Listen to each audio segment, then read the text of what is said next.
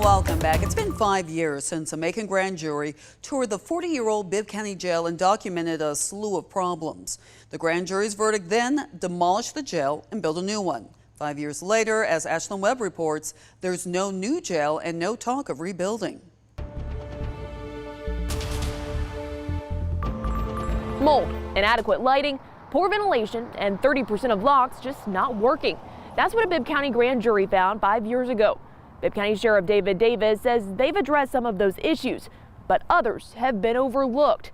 And he says they've put off maintenance for too long. Now we're at a point that we absolutely have to do some things to make this building functional for a few years to come. Davis says over the last 5 years, they've placed what he calls Band-Aids on some of the flaws in that 2017 report, including the locks. In April 2021, following the stabbing death of Deputy Christopher Knight, the county set aside $3 million to ensure inmates are actually locked in their cells. It has made a significant improvement. We're about halfway through that project.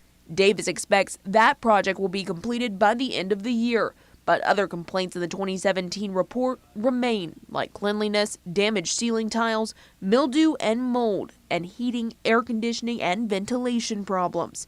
Former jailer James King says he saw everything described in that report. He worked at the Bibb County Jail for 8 years until October 2020. You had stuff like mold in places, in their showers. I mean, I have videos of just rats just scurrying around in the showers at night, just out there. And I mean, in the back chase, like I showed you, carcasses of rats that just hadn't been cleaned. I mean, just filth everywhere all the time. But you got to do something. You can't keep having people work in that type of danger all the time. And some of those same concerns of ventilation and cleanliness were even highlighted in a report last January. The grand jury noted a black mold-like substance on ceiling tiles and floor drains. Well, that mold issue, it can't really be finished and rectified until you fix the venting issue. You can have mold on a ceiling tile, and you can replace the ceiling tile, and it's going to look pretty for a few months. But if you've not fixed the underlying issue of too much moisture coming in through the vents and that sort of thing, after a while, you're going to have some mold come back. Davis says they're looking for a complete fix for the ventilation, but it's going to be a large project that could cost up to $1 million. Whether you have the pandemic going on or not, you want healthy air for people to breathe. When you have issues, you know, in some instances like the mold, you have odors that get through the jail that can kind of circulate through the facility. It's not a pleasant environment. And that's why we want to get on top of this and get that. That will be one of the things that we want to fix. But Davis says these Band-Aids can only patch the jail's scars and aging for so long.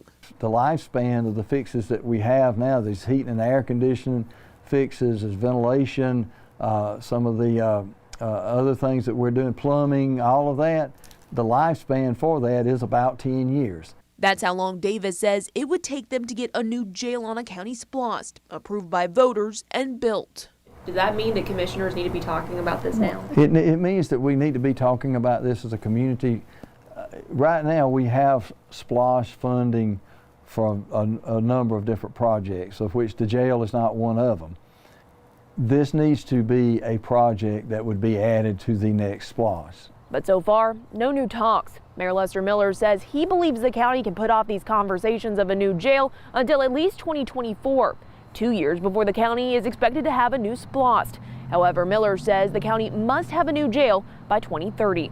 For 13 WMAZ, I'm Ashlyn Webb.